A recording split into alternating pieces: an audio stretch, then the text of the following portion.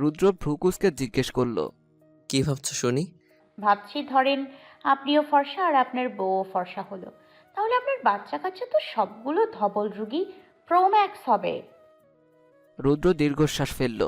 এই পাগলের মুখ থেকে এর থেকে ভালো কিছু আশা করাই বেকার। এত ফালতু কথা তোমার মুখ থেকে কিভাবে বের হয় আমাকে একটু বোঝাবা? আমিও সেটাই ভাবছি, আমার এত গুরুত্বপূর্ণ কথাগুলোকে সবাই এমন আজেরা কথা মনে করে কেন?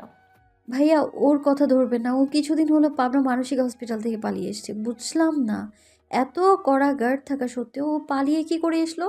আমি কথাগুলো বলতে বলতেই ট্রেটা টেবিলের উপর রাখলাম, সেখান থেকে একটা কাপ রুদ্রের দিকে এগিয়ে দিলাম। রুদ্র সেই কাপটা নিতে নিতে এক পলক ইলমির দিকে তাকালো।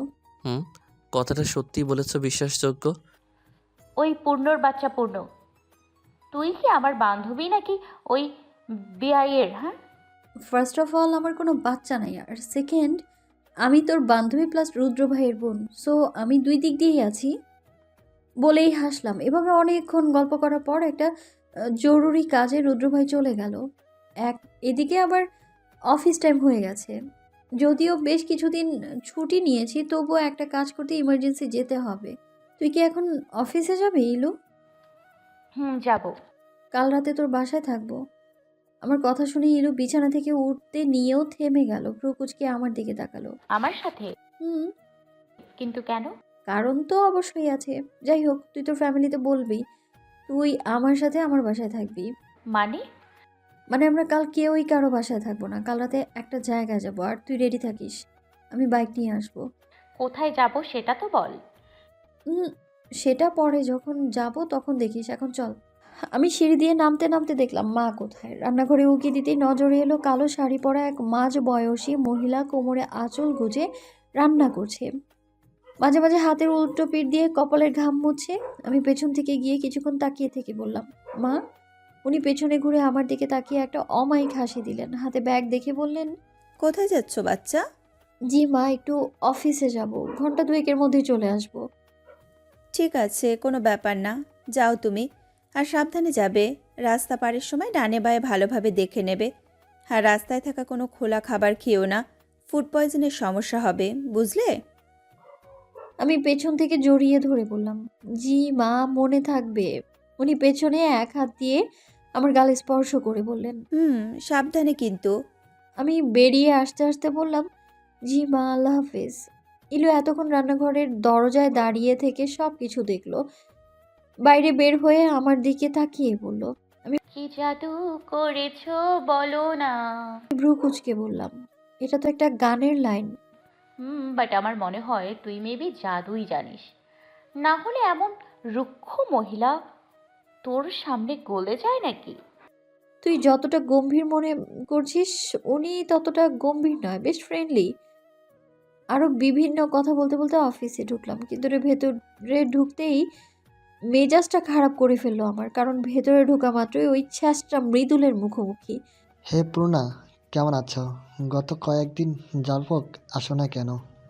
বাট আজ হঠাৎ শাড়ি পরলে যে? You look so quite.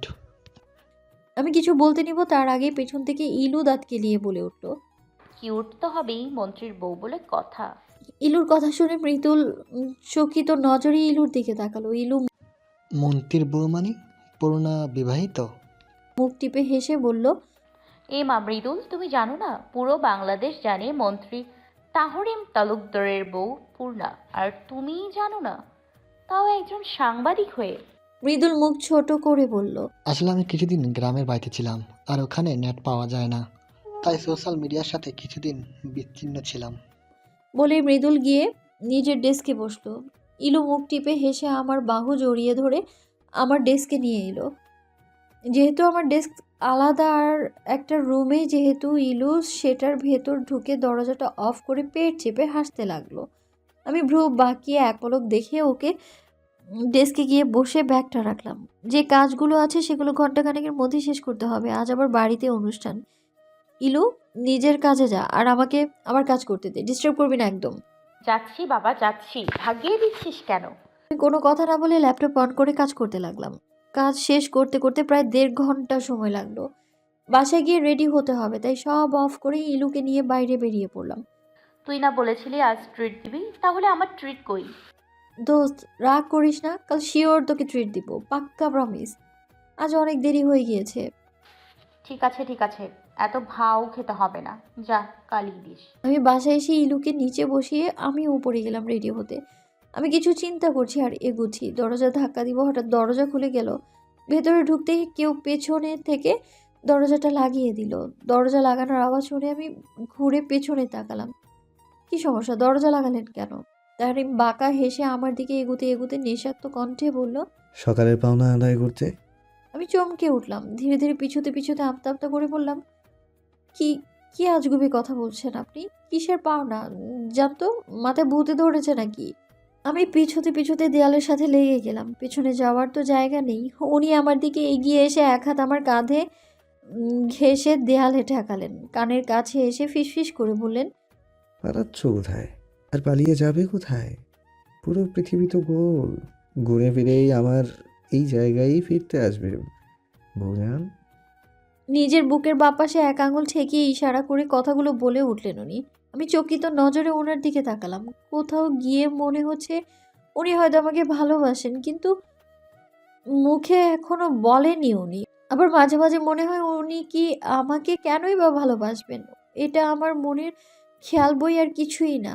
আমি ওনার চোখে চোখ রেখে বললাম, আমাদের বিয়েটা তো একটা অ্যাক্সিডেন্ট মাত্র, তাতে আপনার তো মত ছিল না, তাহলে কেন বারবার আমার কাছে আসেন? এভাবে আমার অনুভূতিগুলোকে নাড়িয়ে কেন দেন? কেন আসেন আপনি আমার কাছে? উনি হাসলেন, এগিয়ে আসলেন আমার আরও কাছে। দুজনের মাঝে তখন মাত্র 1 ইঞ্চি দূরত্ব কিনা সন্দেহ। উনি আমার হাত ধরে নিজের বুকের বাঁ পাশে রাখলেন। আমি কেঁপে উঠলাম, অবাক চোখে তাকিয়ে আছি আমি তার দিকে। আমার দিকে ঝুঁকে কানের কাছে এসে ফিসফিস করে বললেন। প্রশ্নটা আবার করো বৌজান। আমি কাঁপা কাঁপা কণ্ঠে বললাম, কেন? আপনি বারবার কেন আসেন আমার কাছে? উনি আমার কানের পাশে ঠোঁট নাড়িয়ে নেশাক্ত কণ্ঠে বলে উঠলেন। অসীম মুগ্ধতায়। আমি থমকালাম, শির দ্বারা বেয়ে নেমে এলো শীতল স্রোত। এই ছোট্ট কথায় কি এমন ছিল যেন মনে হচ্ছে শরীরের সকল শক্তি হ্রাস পাচ্ছে? এই কেমন অনুভূতি? এই কখন থেকে সংসেজে স্টেজে বসে আছি, না দেখা মিলছি ইলুর আর না দেখা যাচ্ছে ওই মন্ত্রী সাহেবের। বিরক্ত হচ্ছি ক্ষণে ক্ষণে, তার উপর মাথায় চলছে আরেক চিন্তা, আদৌ কাজটা ঠিকভাবে করতে পারবো তো? আজ কাজটা যদি না পারি তাহলে হয়তো মরবো নয়তো বাঁচবো। তবে ভাববার বিষয় আরেকটা, এই অনিশ্চিত কাজে ইলুকে নিয়ে যাওয়া কি ঠিক হচ্ছে? হে বান্ধবী, দেখ তো কেমন লাগছে আমাকে। চেনা কোনো কণ্ঠ শুনতে পেয়ে আমার ধ্যান ভাঙে। সামনে তাকিয়ে দেখি কালো কাতান শাড়িতে নিজেকে জড়িয়েছি ইলু। মেয়েটা এমনিতেই উজ্জ্বল ফর্সা, তার উপর কালোটা যেন অন্ধকারের আলো। চুলগুলো স্ট্রেট করে পেছনে ছেড়ে দেওয়া। অনুষ্ঠানে তেমন মানুষ দাওয়াত দেওয়া হয়নি, এই টুকটাক ঘরোয়া আয়োজন। মাশাআল্লাহ, অনেক সুন্দর লাগছে আমার জানুপুরিকে। আমার কথা শুনে মেয়েটা লাজুক হাসলো, কাঁধে আলতো থাপ্পড় দিয়ে বলল, লজ্জা দিচ্ছিস কেন? আমি ফর্সা হলেও তোর মতো মায়াবতী নই। ফর্সা মেয়েদের অবজ্ঞা করা যায়, তবে মায়াবতীকে না। হ্যাঁ হ্যাঁ বুঝেছি তোর কবিগিরি, পাম মারার তো ওস্তাদ আপনি। তবে রাতের কথাটা ভুলিস না যেন, যে করেই হোক আমাদের আজকে যেতেই হবে। হুম। বলেই ইলু উঠে বাইরে চলে গেল। ইলু বাগানের মধ্যে বুকের উপর হাত গুজে এক মনে আকাশের দিকে তাকিয়েছিল। কি ব্যাপার, আপনি এখানে একা দাঁড়িয়ে? মন খারাপ? ইলু হাসলো, সামনের দিকে তাকিয়ে বলল, মানুষ তো একাই ভালো থাকে, একাকিত্বের মাঝে তারা নিজেকে খুঁজে পায়। বাহ, আজ বেশ আধ্যাত্মিক কথা বলছেন, ব্যাপার কি? ইলু ভ্রুকুচকে রুদ্রের দিকে তাকালো। যে ছেলের পেট থেকে বোমা মারলেও কথা বের হয় না, সে ছেলে নিচ থেকে এসে কথা বলছে। ব্যাপারটা অদ্ভুত। কি ব্যাপার বেআই মশাই, আজ মনে হচ্ছে মনটা বেশ ভালো। অন্য দিন তো বোমা মারলেও কথা বের হয় না, আজ নিজে থেকে এসে কথা বলছেন। রুদ্র অন্যদিকে তাকিয়ে হাসল। আসলে দেখলাম আমার 10টা না 5টা না একটা মাত্র বেআইন সাহেবা একা দাঁড়িয়ে গাছের পাতা গুনছে, তাই ভাবলাম একটু সঙ্গ দেওয়াই যায়। ভালো বলেছেন। বলেই ইলু আবার সামনে তাকালো। চলেন হাঁটি। ইলু মাথা দুলিয়ে সামনের দিকে হাঁটতে লাগলো। রুদ্রও পাশাপাশি হাঁটছে। বৌজান, এই বৌজান। স্টেজে বসে তাহিম পূর্ণার দিকে তাকিয়ে খানিকটা ঝুঁকে তাকে ডাকলো। আমি বিরক্তিতে ভ্রুকুচকে বললাম, কি সমস্যা আপনার? এমন ফিসফিস করে কথা বলছেন কেন? আরে শোনো না। তখন তাদের ফটো সেশন চলছে। আমি তাহরিমের দিকে খানিকটা ঝুঁকতেই তাহরিম ফটোগ্রাফারকে কিছু একটা ইশারা করে আমার দিকে এগিয়ে গিয়ে গালে একটা কিস করে বসে। আর ফটোগ্রাফার সেই সুযোগ বেশ কয়েকটা ছবি ক্লিক করে নিল। এর থেকে খানিকটা দূরেই ইলু, পূর্ণা আর তাহরিমের ফটো সেশন দেখছিল। হঠাৎ তাহরিমের এমন কাজে ইলু চোখ বড় বড় করে মুখে হাত দিয়ে অবাক হয়ে তাকিয়ে আছে। আমি হতবুদ্ধির ন্যায় বোকা হয়ে গেলাম। পুরো ব্যাপারটা আমার মগজে ঢুকতে বেশ কিছু সময় লাগলো। আমি চোখ বড় বড় করে রাগান্বিত দৃষ্টিতে তাহরিমের দিকে তাকালাম। তাহরিম তখন নির্লিপ্ত ভঙ্গিতে বসে বসে মোবাইল ঘাঁটছে। আমি দাঁতে দাঁত চেপে বললাম, আপনি কবে থেকে এমন নির্লজ্জ হয়েছেন মন্ত্রী সাহেব? তাহরিম মোবাইল থেকে চোখ তুলে পূর্ণার দিকে তাকিয়ে বলল, মিস পূর্ণা, তুমি কি আমাকে কিছু বলছো? আমি নাকের পাটা ফুলিয়ে বললাম, আপনি না এক কাজ করতে পারেন, এসব রাজনীতি ফাজনীতি বাদ দিয়ে হলিউড বলিউড টলিউডে অভিনয় করতে পারেন। ট্রাস্ট মি, হ্যাপি হিট হবে। বলে অন্যদিকে তাকালাম। আমার কথা শুনে তাহরিমের মনে হলো সে খুব ভালো একটা জোক শুনেছে। শব্দ করে হেসে বলল, তুমি চাইলে আমি বলিউড অভিনেতা হতেই পারি, তবে তোমার আবার চলবে না তো? আমি ভ্রু উঁচু করে জিজ্ঞেস করলাম, আমার আবার জ্বলবে কেন? না মানে এত এত ফিমেল অ্যাক্ট্রেসের সাথে কাজ করব, কত সুন্দরী সুন্দরী অভিনেত্রী তারা, কোথাও গিয়ে তোমার আবার জ্বলবে না তো? আমি মুখ বাঁকিয়ে বললাম, ইস কখনো না, হুদ্দাই। Are you sure? ইয়া। না থাক, পরে তুমি মনে মনে কষ্ট পাবা, মুখে না বললেও আমি জানি। আর আমি আবার মহান ব্যক্তিত্ব সম্পন্ন মানুষ, নিজের বউকে কষ্ট দেবার কথা চিন্তাও করতে পারি না। হোক, তোমাকে এ যাত্রায় বাঁচিয়ে দিলাম। আমাকে বাঁচিয়ে দিলেন? How funny. বিভিন্ন অনুষ্ঠানের মধ্যে দিয়ে আয়োজন শেষ হলো। সব শেষ করে বাসায় ফিরতে অনেকটাই দেরি হয়ে গেছে। আমার ইচ্ছেতেই অনুষ্ঠানটা দিনের বেলায় হয়েছিল, যার ফলে শেষ করতে সন্ধ্যা হয়ে যায়। সবাই বের হতেই ইলু এসে আমার পাশে দাঁড়ালো। আমি ওকে ইশারা করতেই ও আমাকে ধরে ন্যাকা কান্না শুরু করলো। আমার পাশে ছিল মা। ইলুর এমন কান্না দেখে মা বলল, ইলমি, কি হয়েছে তোমার? কাঁদছো কেন? ইলু আমার হাত ধরে নাক মুছতে মুছতে বলল, দেখুন না আন্টি, আজ আমার জন্মদিন অথচ পূর্ণ বলছে ও নাকি যাবে না। ও যাবে না, এটা কি কখনো হয়? ও আমার বেস্ট ফ্রেন্ড না? ওকে ছাড়া আমি কি করে কেক কাটি? ইলুর কথা শুনে মা আমার দিকে তাকিয়ে বলল, ও কি পূর্ণ, তুমি ইলমিকে মানা করছো কেন? ওর সাথে যাও, বেচারি যখন এত আশা নিয়ে বলছে, তুমি আর রিজেক্ট করো না, যাও। আপনি যখন বলছেন ঠিক আছে মা। আমার কথা শুনে ইলু লাফ দিয়ে উঠে বলল, আন্টি, আজ পূর্ণ একটু আমাদের বাসায় থাকুক, কাল সকালে আমি ওকে আবার দিয়ে যাব। আন্টি প্লিজ, না করবেন না প্লিজ আন্টি। মা অমত থাকা সত্ত্বেও ইলুর এত রিকোয়েস্ট ফেলতে পারলো না। অগত্যাই সে মত দিয়ে দিল। আমি আর ইলু দ্রুত পায়ে ক্যাব ভাড়া করে চলে এলাম একটা হোটেলে। তখন ভাগ্যিস মন্ত্রী সাহেব ছিল না, না হলে কিছুতেই আসতে দিতেন না, সেটা আমি খুব ভালো করেই জানি। হোটেলের রুমে গিয়ে সকল ফাইল পেন ড্রাইভ এক জায়গায় রেখে কাপড় নিয়ে ওয়াশরুমে চলে গেলাম। ফ্রেশ হয়ে ফর্মাল ড্রেস আপ করে বের হলাম। একটা কালো লং স্যুট আর কালো প্যান্ট, মাথায় ক্যাপ আর মুখে মাস্ক, পায়ে কেপস, কেউ চেনার উপায় নেই। আমার মতোই সেম সাজে ইলমি। ইলু, তুই সব জিনিসপত্র রেডি কর, আমি বাইক নিয়ে আসছি, তারপর একসাথে বেরিয়ে যাব। 10টার মধ্যে পৌঁছতে হবে। কোথায় যাবি সেটা তো বললি না। যেতে যেতে সব বলবো। বলেই রুম থেকে বেরিয়ে গেলাম। কাউকে ফোন করে বললাম বাইকটা যেন রেডি রাখে, আমি আসছি সেটা নিতে। বলতে বলতে বেরিয়ে গেলাম হোটেল থেকে। প্রায় আধ ঘন্টার মাঝে পুনরায় ফিরে এলাম হোটেলে। বাইকটা পার্ক করে হোটেলের রুমে ঢুকলাম। ইলু সব কিছু রেডি করে বসে আছে। হাত ঘড়ি দিকে তাকিয়ে দেখি 9টা 30 বাজছে। দুজন মিলে বেরিয়ে গেলাম সেই জায়গাটার উদ্দেশ্যে। আদৌ জানি না কাজে কতটুকু সফল হতে পারবো, আদৌতেও কি বেঁচে ফিরতে পারবো কিনা, এক অনিশ্চিত জীবন এটা। আমরা কোথায় যাচ্ছি পূর্ণ? বাইক চালাতে চালাতে উত্তর দিলাম, কাশিমপুর। বেশ অবাক হলো ইলু, এত রাতে কাশিমপুর যাবার মানেটা ঠিক বুঝে উঠতে পারছে না সে। ভ্রুকুচকে জিজ্ঞেস করলো, এই এত রাতে কাশিমপুর? তোর কি কাজ রে পূর্ণ?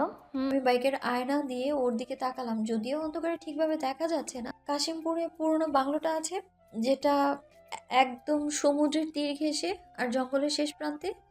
কেন? ওখানেই যাচ্ছি। ইলু ভ্রুকুচকে জিজ্ঞেস করলো, কেন যাচ্ছি সেটাই তো জিজ্ঞেস করলাম। আমি খবর পেয়েছি আজ রাতে ওদের সবচেয়ে বড় ডিলটা কমপ্লিট করবে, আর তার প্রমাণ জোগাড় করার জন্যই ওখানে যাওয়া। ইলু পুরো ব্যাপারটা শুনে বলল, কিন্তু পূর্ণ, আমার না কেমন জানি খটকা খটকা লাগছে। তুই শিওর তো যে তোকে এসব খবর দিয়েছে সে কোনো ভুল ইনফরমেশন দেয়নি তো? এটা ফাঁদ পাতেনি তো আমাদের ধরার জন্য? আমি হাসলাম। মেয়েটা অল্পতেই খুব বেশি ঘাবড়ে যায়। যদিও আমি সব খবর নিয়েই এসেছি, তবুও আমরা যে পেশায় আছি সেটা মোটেও শান্তিজনক পেশা নয়। জীবন মরণের লড়াই হয় এখানে। আমি নিজের জীবনটাকে ভাগ্যের হাতে ছেড়ে দিয়ে এসেছি। ইলু কিছুটা ভেবে বলল, আমরা তাহরিম তালুকদারকে না বলে এসে কোনো ভুল করিনি তো? ওনাকে কি জানানো উচিত ছিল না পূর্ণ? আমি দীর্ঘশ্বাস ফেললাম। ওনাকে জানালে কি হতো শুনি? সেই আসতে দিতেন না। হয়তো আসতে দিলেও টেনশনে হার্ট অ্যাটাকই করে বসতেন। আর আমার পেশাটাই তো এমন, ভয় পেলে কি চলবে নাকি? সমাজের চোখে সত্যিটা প্রকাশ করতেই হবে, এটাই তো আমাদের লক্ষ্য। পূর্ণ, বল। সামহাউ তুই কি ভয় পাচ্ছিস? দেখ ইলু, ভয় পেলে বল, আমি এমনিতেও তোকে নিয়ে যেতে চাচ্ছিলাম না, তবে দুজন যেতে হতো। শোন, তোকে একটা কথা বলি। বল। ওখানে যাচ্ছি, তবে কি হবে সেটা কিন্তু জানি না। শুনেছি শাফিন মিয়াজি লোকটা বেশ ধুরন্ধর। একবার যদি টের পায় কিংবা ধরতে পারে তবে কিন্তু আর রক্ষে নেই। তোকে একটা কথা দিতে হবে। ইলু ভ্রু কুঁচকে বলল, কি কথা? ধর কোনোভাবে আমি ধরা পড়ে গেছি, তখন তুই আমাকে রেখে পালিয়ে আসবি, সব প্রমাণ সহ। আমার যা হয় হোক, তুই নিরাপদে চলে আসবি। ইলু থমকালো, চমকিত নজরে আমার দিকে তাকালো, থমথমে গলায় বলল, আমাকে দেখে কোন অ্যাঙ্গেল থেকে তোর কাছে স্বার্থপর মনে হয় পূর্ণ? মরলে দুজন একসাথে মরবো আর বাঁচলে একসাথে, কিন্তু তোকে বিপদে রেখে আমি যেতে পারবো না, সরি। আমি খানিকটা রেগে বললাম, ইলু বোঝার চেষ্টা কর ইলু, এটা পাগলামোর সময় না। আমি না পারলে তোকে যে পারতেই হবে। না বললাম না? পরেরটা পরে দেখা যাবে, এখন সাবধানে বাইক চালা তুই। বুঝলাম মেয়েটাকে বুঝিয়ে কাজ নেই, সে যা বলবে তাই করবে। আর বেশি কথা বললাম না। কাশিমপুর আমাদের শহর থেকে বেশি একটা দূরে নয়, এই মাইল 4-5। আমাদের পৌঁছাতে প্রায় 2 ঘন্টার মতো সময় লেগেছে। আমি ইলু বর্তমানে দাঁড়িয়ে আছি ওই জঙ্গলের মাঝে। কোন দিকে যাব ঠিক বুঝতে পারছি না। হঠাৎ মনে হলো বাঁ দিকে দূরে কোথাও একটু আলোর রেশ দেখা যাচ্ছে, তাই আমি আর ইলু সেই দিকে এগোলাম। কিছু দূর এগোতেই দেখলাম বেশ কিছু লোক একটা কাঠের তৈরি বাড়ির চারপাশে দাঁড়িয়ে আছে। আমি আর ইলু লোকগুলোর ছবি তুলে নিলাম। ইলু আমার কানের কাছে এসে ফিসফিস করে বলল, কিরে পূর্ণ, ভেতরে ঢুকবি কি করে? পিছন দিক দিয়ে। আমার কথা শুনে ইলু ভ্রু কুঁচকে বলল, মানে? মানে হলো এখন আমরা ঠিক বাড়িটার পেছনের দিকে যাব। তারপর? আমি ব্যাগ থেকে একটা ছোট বোমা টাইপ কিছু একটা বের করে বললাম, তারপর এটা ডিল দিয়ে সামনের দিকে ফেলবো। তখন আওয়াজে সবাই যখন সামনের দিকে যাবে আমি ভেতরে ঢুকবো, বুঝলি? বাট ইলু, আমারটা কেমন জানি লাগছে, আমরা কি করব? আমি ওর দিকে তাকিয়ে বললাম, তোকে কে ভেতরে যেতে বললো? যাবো তো আমি, আর তুই এভাবে এখানে লুকিয়ে থাকবি? আমি যা প্রমাণ জোগাড় করবো সাথে সাথে তোর ফোনে আমি আর আমার ল্যাপটপে চলে আসবে। মানে কি, তুই একা যাবি মানে? আমিও যাব। না ইলু, তুই এখানেই থাকবি, আমার কসম, এক পাও নড়বি না তুই। বলে আমি আর ইলু বাড়িটার পেছন দিকে এসে সামনের দিকে বোমার পিন খুলে তা ছুঁড়ে মারি, আর প্রচণ্ড শব্দে তা বিস্ফোরিত হয়। আর পেছন দিকের যত লোক ছিল সব দৌড়ে সামনে চলে যায় কিসের আওয়াজ তা দেখার জন্য। এই সুযোগে আমি বাড়ির পেছন দিকে একটা ফাঁক দিয়ে ভেতরে ঢুকে যাই। যদিও পেছনে থেকে ইলু হাত ধরে রেখেছিল, তাই পাতে হাত ঝাড়া দিয়ে ফেলে চলে এলাম আমি। এছাড়া আর কোনো উপায় ছিল না। আমি হাঁটতে হাঁটতে সামনের দিকে এগিয়ে গেলাম। বেশ অনেকগুলো মশাল জ্বালানো, একটা ঘর থেকে বেশ অনেক মানুষের আওয়াজ আসছে। আমি ধীরে ধীরে এগিয়ে গেলাম সেই দিকে। ক্যামেরা সেট করে এক ফাঁক দিয়ে অনেকগুলো ভিডিও করলাম আর ছবিও তুললাম। তাদের শাফিন মিয়াজি লোকটা থেকে টাকা নিচ্ছে, তাদের কথাবার্তা, দাম দর সব কিছুই প্রমাণ জোগাড় করলাম। যা পেয়েছি তাতেই হয়ে যাবে, এর থেকে বড় প্রমাণ দরকার নেই। ক্যামেরা ঠিক করে পেছনে ঘুরতে আসতে যাবো, অমনি আমার ধাক্কা লেগে একটা ফুলদানি পড়ে যায়। সাথে তাল সামলাতে না পেরে আমিও পড়ে যাই। শব্দ শুনে ভেতর থেকে শাফিন মিয়াজি সহ সবাই চলে এলো। আমি পালাতে গিয়েও পারলাম না, সবাই এসে ঘিরে ধরলো আমায়। আমার যেন নিঃশ্বাসটা আটকে আসছে। আমাকে চেয়ারের সাথে বেঁধে রাখা হয়েছে, সামনে শাফিন মিয়াজি বসা। তুই কে হ্যাঁ মাইয়া? এত সাহস তোর? এই ডেরার ভিতরে ঢুকলি কিবা কইরা? মানতে হইব তোর বুদ্ধি আছে। শাফিন মিয়াজি ভ্রু কুঁচকে আমার দিকে তাকিয়ে উঠে এক টানে আমার মুখের মাস্ক খুলে ফেললো। কিছুক্ষণ তাকিয়ে থেকে বলল, হায় হায়, তুই মাইয়া আমাগো নতুন মন্ত্রী সাহেবের সাংবাদিক বউটা না? এ তো দিই মেঘনা চাইতেই জল। আমি শব্দ করে হেসে দিলাম। শাফিন মিয়াজি ভ্রু কুঁচকে আমার দিকে তাকিয়ে বলল, মরার সুখে পাগল টাগল হইয়া গেলি নাকি মাইয়া? হাসতেছস কেন? হাসছি না, ভাবছি। কি ভাবতেছস? ভাবছি পিপিলিকার পাখা গজায় মরিবার তরে। তুই শাফিন মিয়াজিরও একই দশা, এই আর কি। তুই মেয়ে কি আমারে ভয় দেখাইতেছস? আমি শব্দ করে হেসে উঠলাম। "তুই কি ভয় পাচ্ছিস? এ মা, কি কথা এসব? ভয় পাচ্ছিস কেন?" শাফিন মিয়াজি আমতা আমতা করে বলল,